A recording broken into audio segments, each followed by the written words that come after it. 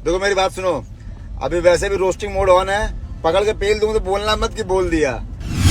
तो please request बा, हम अपना भैया से कहो कि भैया तनी कुछ चमन वो साथे बा लोग के समझाई, ना तो हम अपना लइकन के बोल देब ना तो फिर ओकरा बाद दोसर स्थिति होखे लगी, फिर शुरू हो जाई ड्रामा। तार लोग कुछ होता तो खेसारिये से कंपेयर होता है। तो तू सुधर ना तो हम बिगड़ब न बाबू, तो हम बिगड़िए जाइले। दोस्तों आज के वीडियो में बात करने वाले हैं खेसारी लाल विवाद। मतलब पवन सिंह को उल्टा सीधा बोल दिए हैं खेसारी लाल। उसके बाद उनके सपोर्ट में, पवन सिंह के सपोर्ट में विशाल सिंह ने खेसारी लाल को बहुत ज़्यादा सुनाया है। हाँ जी, तो सुनने में आ रहा है कि भोजपुरी इंडस्ट्री के मसूरी लाल ने फिर कुछ बोला है पवन भैया के लिए। कहीं ना कहीं खेसारी लाल अपनी इज्जत नीलाम कर रहे हैं। क्या मतलब है खेसारी लाल यादव को लाइव आके पवन सिंह के बारे में जो भी टिप्पणी करना था छोटा मोटा, क्या ज़रूरत था? एक बड़ा स्टार ऐसा नहीं करना चाहिए। खेसारी लाल यादव को बार बार यूट्यूबर समझाते हैं खेसारी लाल यादव को कि उनको गंभीर बन के रहना पड़ेगा, लेकिन खेसारी लाल यादव मानने के लिए राज़ी नहीं है।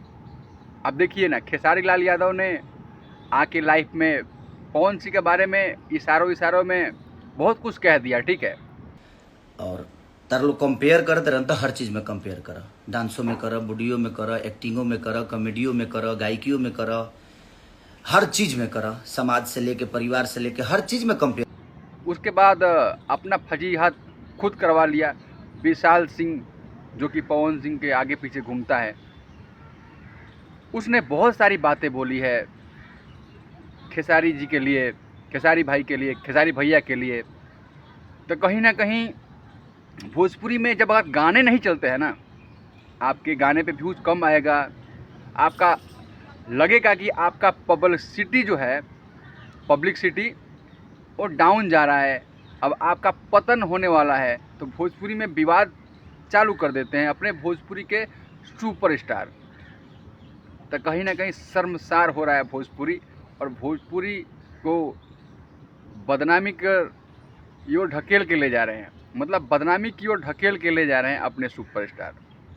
गाने के माध्यम से नहीं, लड़ाई के माध्यम से, झगड़ा के माध्यम से, उल्टा सीधा बोल के माध्यम से भोजपुरी को गड्ढे में ढकेलने का काम कर रहे हैं।